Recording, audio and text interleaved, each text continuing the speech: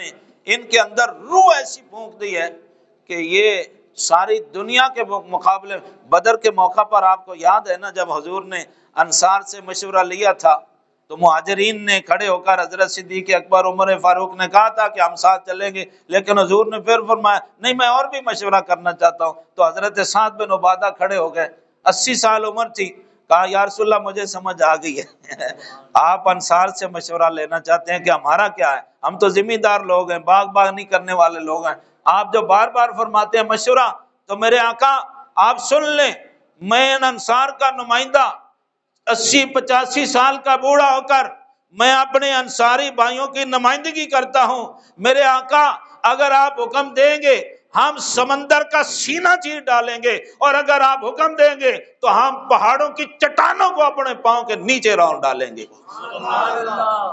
اور حکم فرمائیں، کیا فرماتے ہیں؟ میرے آقا نے فرمایا میرا سینہ ٹھنڈا ہو گیا ہے، اب میری آنکھوں میں سکون آ گیا ہے، اب ہم بدر میں جائیں گے۔ اللہ، چلو جس حال میں ہو اسی حال میں چلو، تو اسی حال میں 313 چلے گئے، جس حال میں تھے اسی میں چلے گئے۔ یہ وہ ایمان کی طاقت تھی میرے دوستو کہ جو نہ اسلحہ دیکھتی ہے، نہ دشمن کی تعداد دیکھتی ہے، نہ اپنا اسلحہ دیکھتی ہے، نہ اپنی تعداد دیکھتی ہے، نہ کوئی اسباب دنیا دیکھتے ہیں، بس یہ تو ایک ہی دھن میں لگے ہوتے ہیں کہ اللہ ہمارا ہم سے راضی ہو جائے۔ اللہ اللہ، بس ان کی یہی کمال ہے، یہی وہ طاقت ہے۔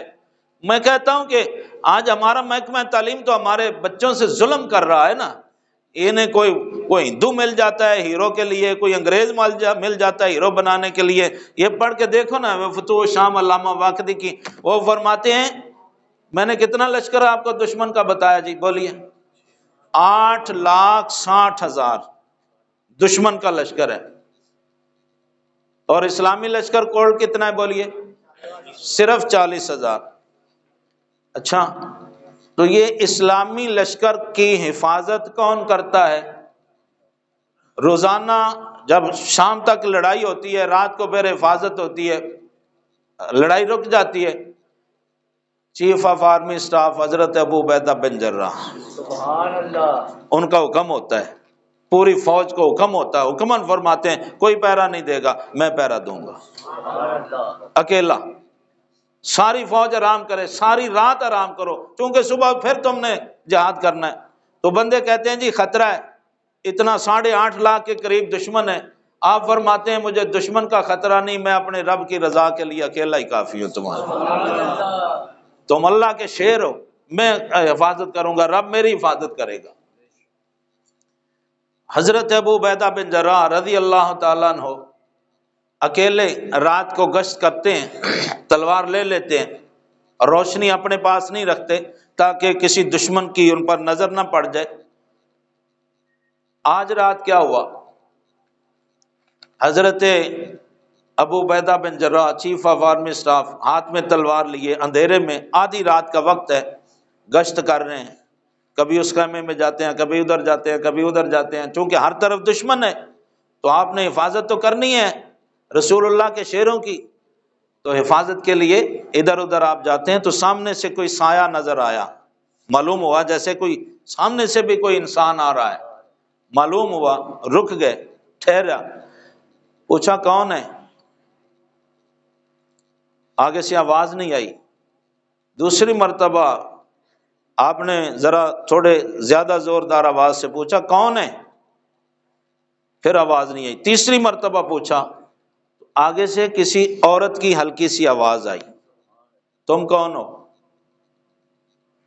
تو حضرت ابو عبیدہ کو حیرانگی ہوئی کہ عورت کی آواز ہے، اکیلی عورت، رات کے پچھلے پہر میں، اتنا دشمن ہے یہ کہ دشمن کی خاتون ہے یا کوئی مسلمانوں کی خاتون ہے، چونکہ خواتین اسلام بھی ساتھ میں تھیں۔ تو باریک سی آواز جب آئی تو آپ گھبرا گئے، پریشان ہوئے، تلوار ہاتھ میں سونت لی، تھوڑا قریب ہو کے پوچھا کون ہو؟ اس نے کہا تم کون ہو؟ تو فرمایا میں امیر لشکر اسلامی ابو عبیدہ بن جراح ہوں۔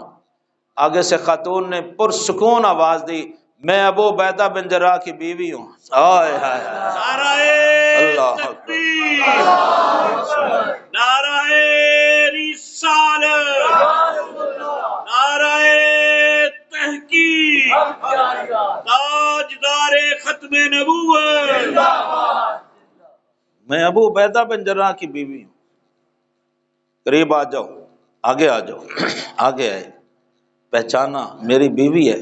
اور فرمایا اللہ کی بندی، یہ تو نے کیا غضب کیا؟ اپنے پاس تلوار ہے، ان کے پاس خنجر ہے، دو دھاریا خنجر ہے دونوں طرف سے، بڑا تیز خنجر ان کے پاس، پورا فوجی لباس میں وہ ملبوس ہیں، چاقو چوبند ہے۔ حضرت ابو عبیدہ بن جراح نے فرمایا اللہ کی بندی تجھے کیا ہو گیا؟ کیوں اپنی جان عذاب میں ڈالتی ہے؟ کس لیے تو نے یہ خطرہ مول لیا؟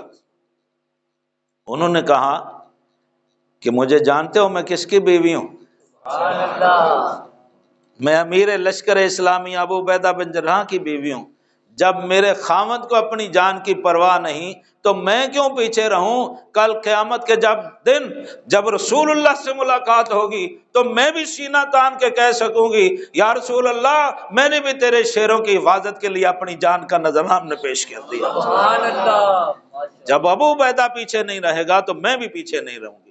میں اللہ کی بارگاہ میں کل قیامت کے دن اپنا یہ کارنامہ عرض کروں گی کہ اے اللہ تیرے دین کے سپاہیوں کے ساتھ میں بھی برابر کا جہاد کر رہی تھی۔ اللہ اللہ اللہ اللہ۔ حضرت ابو عبیدہ بن جراح نے فرمایا تو مجھ سے پوچھ لینا تھا۔ انہوں نے کہا اگر میں پوچھ لیتی تو آپ نے مجھے اجازت کب دینی تھی؟ آپ نے تو اجازت نہیں دینی تھی۔ اب آپ کو اتنا تعجب ہو رہا ہے تو اس لیے میں نے آپ کی اجازت کے بغیر یہ پہلا کام کیا ہے۔ لیکن اے ابو عبیدہ، اے میرے سر کے تاج، میں نے اللہ اور اللہ کے رسول کو راضی کرنے کے لیے کیا ہے۔ تو پھر دونوں میاں بیوی مل کر یہ لشکر کی حفاظت کر رہے ہیں۔ اللہ اکبر۔ فرمائے یہ خنجر کیوں تو نے ساتھ